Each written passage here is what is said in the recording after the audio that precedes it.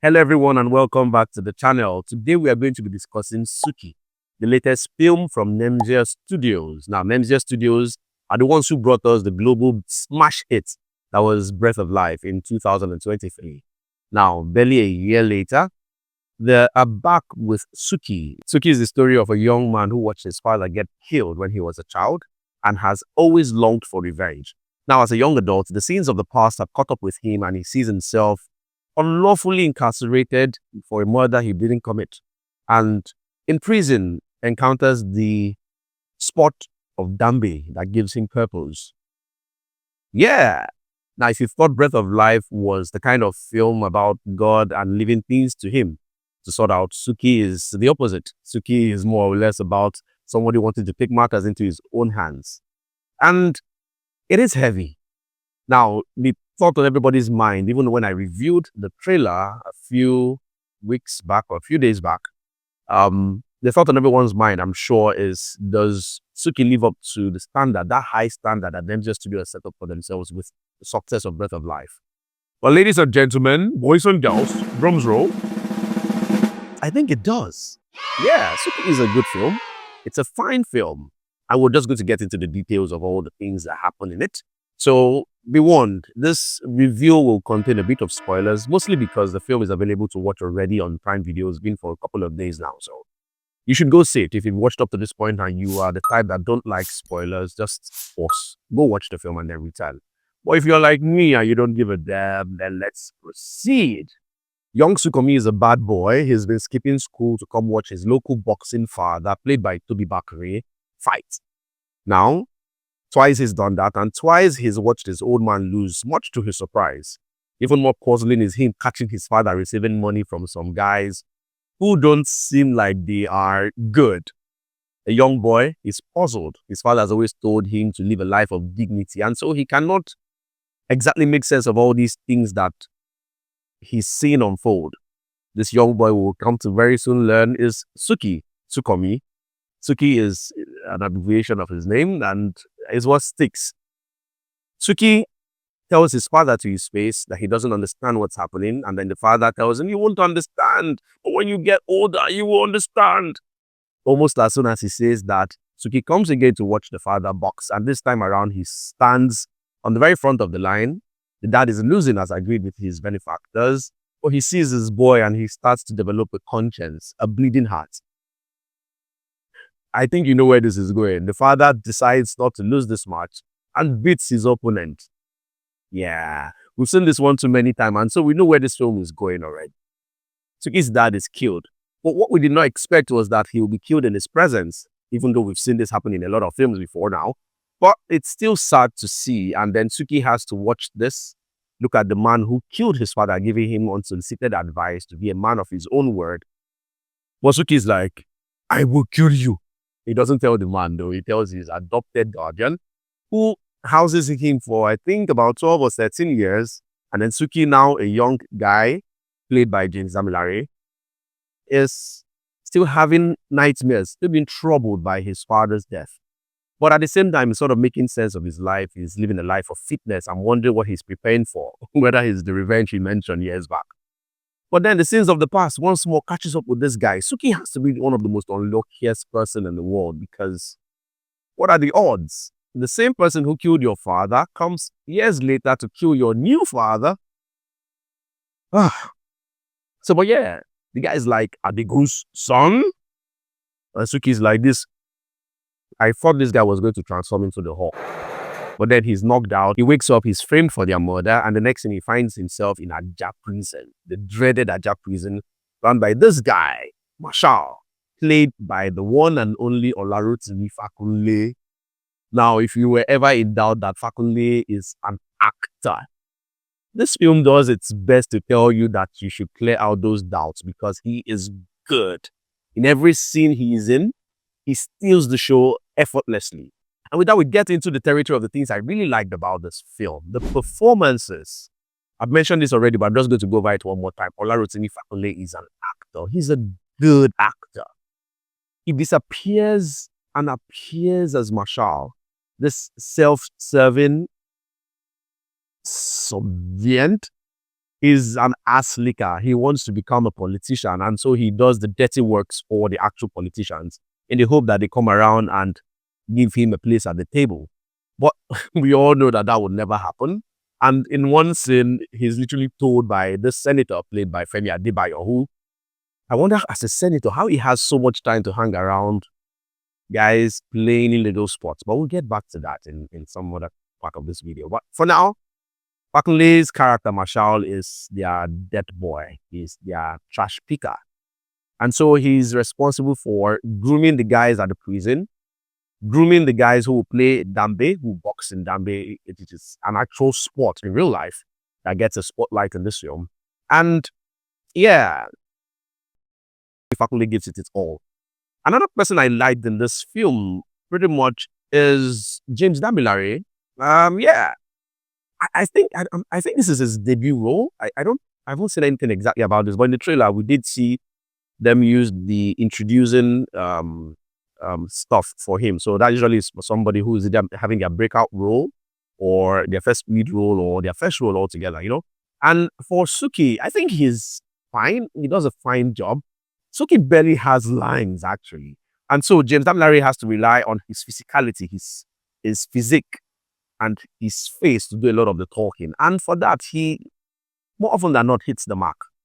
Now, I do admit that a little more tuning would have helped everybody, a little more intentionality with how his face does the talking would have improved what we got.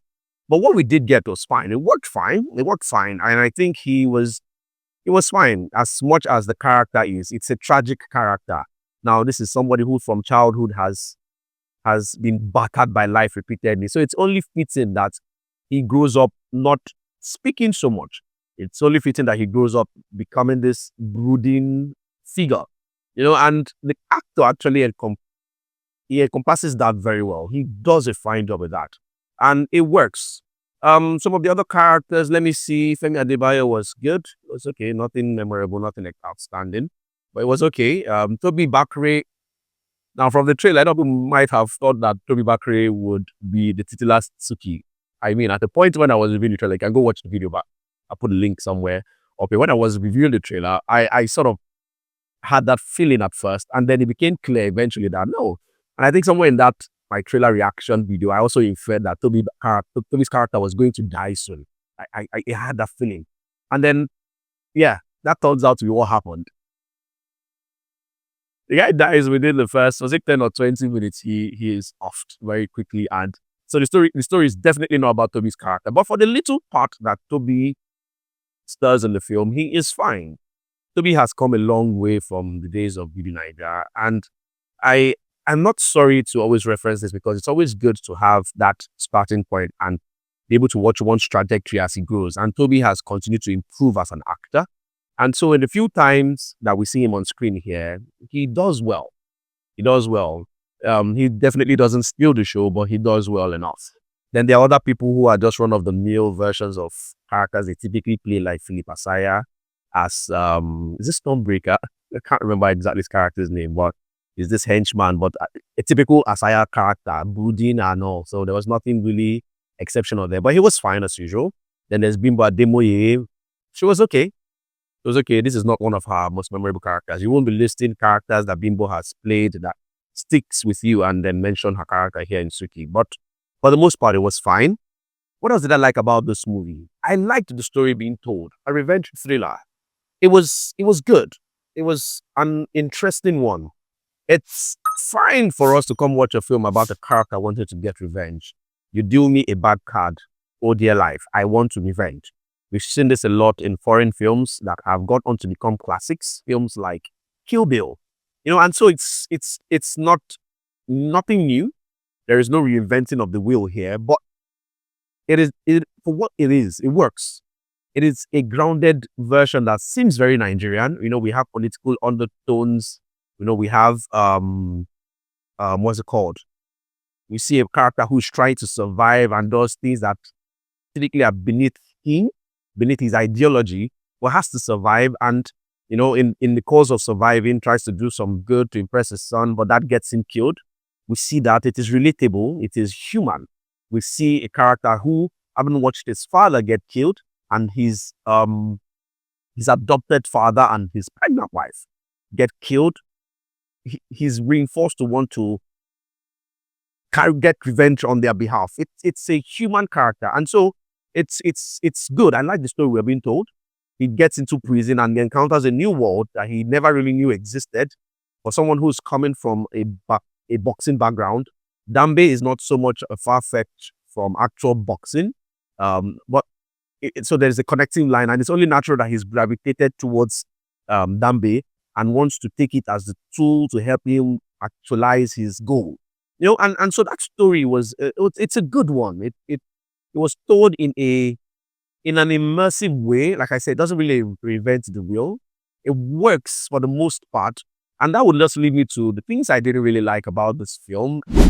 One of the things I didn't like about this film is the pacing. The film seemed to be addressing a lot so fast. Before you had the chance to settle into one idea, another had been introduced almost immediately.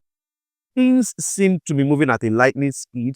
So much seemed to be happening to this character we're supposed to care about, yet we know so little of him in the 12 years he's jumped through in little less than 30 minutes to really care, So the pacing was a bit choppy, and the only saving grace I think here that this is not a major issue is that Suki's character motivation was always clear.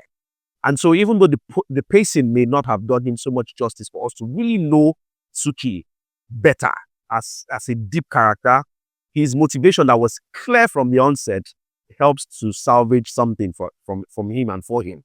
And this grace of clear motivation is also extended to Olarotimi's character, Marshall.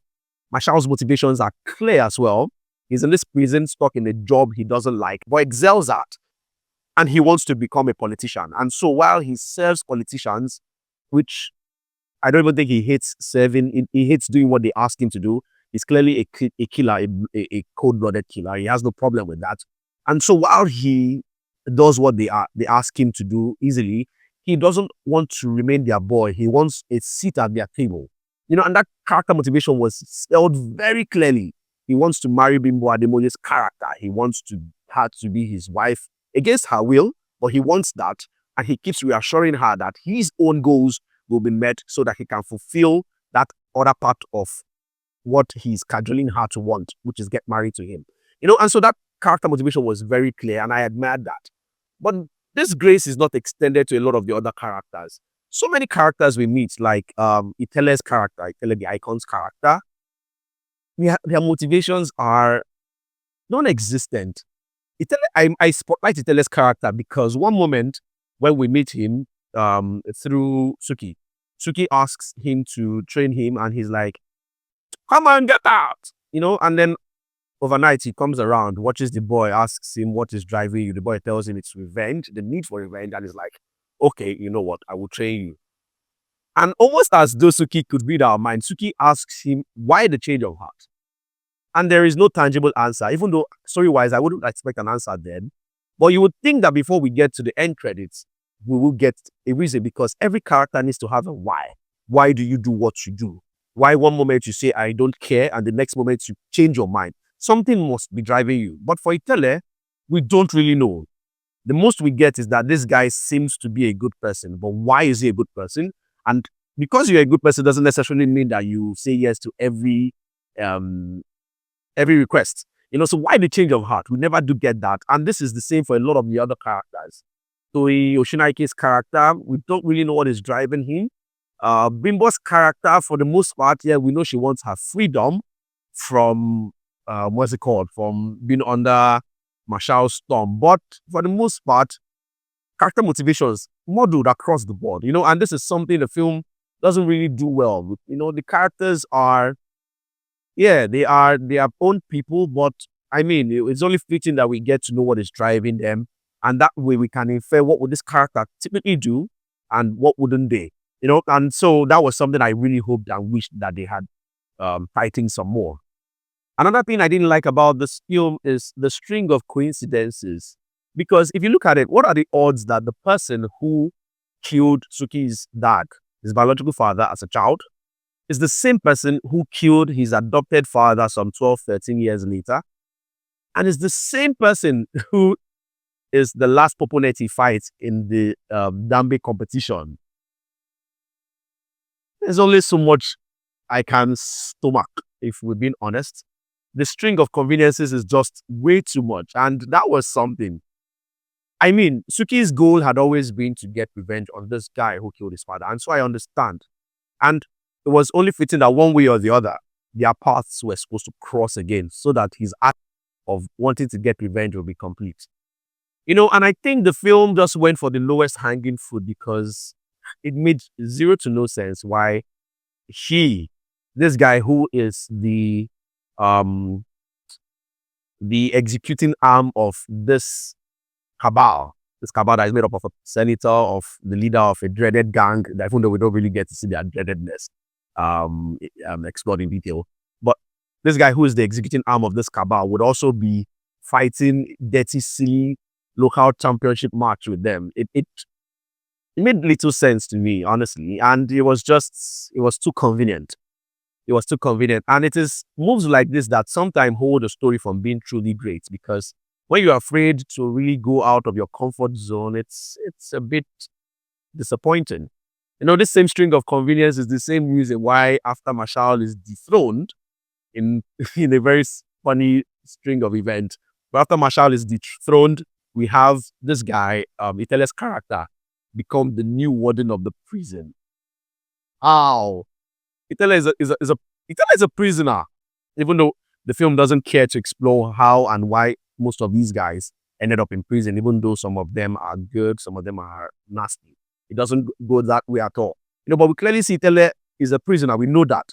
And we clearly see him still in his prison usuals, welcoming a new string of prisoners, of which Marshall is one of them. It made no sense. It just reinforced that entire thing of convenience that is done just for the sake of convenience. It was, I don't know. I did not like that about the film. But do all these things hold Suky from being regarded as a bad film? It definitely doesn't. I think I gave this answer already at the start of this review. Suky is a good film. It is sure to give you a good time. There's so much going right for it. The color of the wall, the color palette, it looks good. It's immersive. The camera work, the intentionality behind the direction, there's a lot going right for it. It looks good. I am a fan of this film. I don't think it supersedes Breath of Life. Breath of Life was a very good film. And I keep referencing Breath of Life because they say, one, the reward of good work is more work, and then it's a thing when you are your own competitor, so you've done something great. It's only fitting that your next work is compared to you. When that happens, you just know that you are a goat, and I don't mean the animal, and so it's only fair that I expect a lot more from Suky. But for what we get, it works. It works. I think this film would be in conversation for some of the best films of this year by the time we're doing a recap at the end of the year, because it does a lot right.